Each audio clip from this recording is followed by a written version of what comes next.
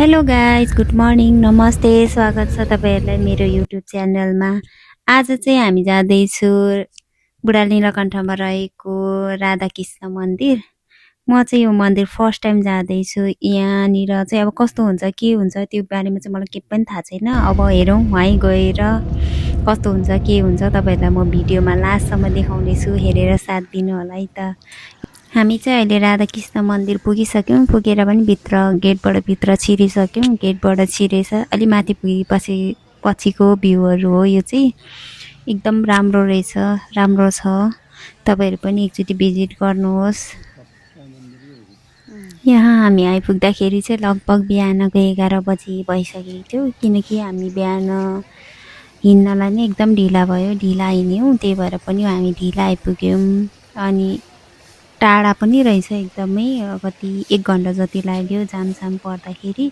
तर पनि जामसाम परेर 1 घन्टा त्यो गाडीमा भएको थकानहरू चाहिँ त्यहाँ गएर चाहिँ सबै मेटाइदिने रहेछ। किनभने एकदमै शान्त, एकदम आनन्द ठाउँ रहेछ, एकदम सफा, एकदमै राम्रो लाग्यो। माथि चाहिँ एकदम पहाडहरू, मुनि चाहिँ यस्तो बसेको ठाउँ कति राम्रो लाग्यो। अनि मुनि चाहिँ एउटा खोलाहरू रहेछ, तर खोलामा चाहिँ पानी थिएन, सबै सुकिरहेको थियो। तर एकदमै रमाइलो लाग्यो, मलाई त एकदम राम्रो लाग्यो।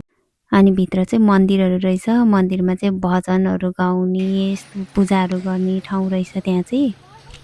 अनि हामी चाहिँ भजनहरू सकिसकेपछि चाहिँ हतार हतार गरेर घर फर्क्यौँ, किनकि बेलुका दिदीको बिहाको निम्ति दिनलाई भेनाको घरमा जानु थियो। त्यही भएर हतार हतार गरेर फर्क्यौँ। अनि बेलुका घर आएर चाहिँ दिदीले सबजनाको लागि चाहिँ सब रेडी गरेर राखिदिनु भएको रहेछ।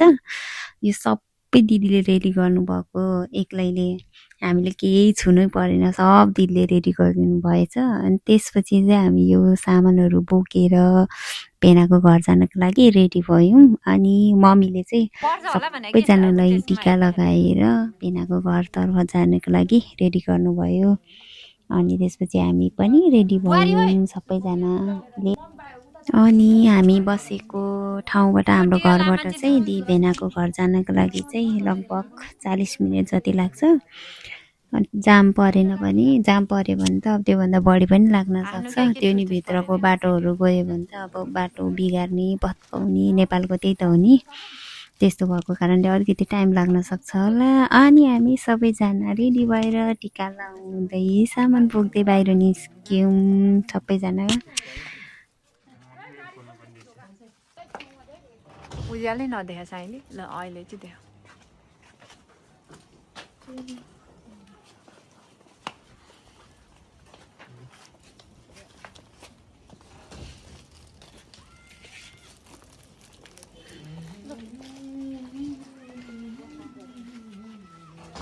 बस्यो भने हामी गराउँछौँ।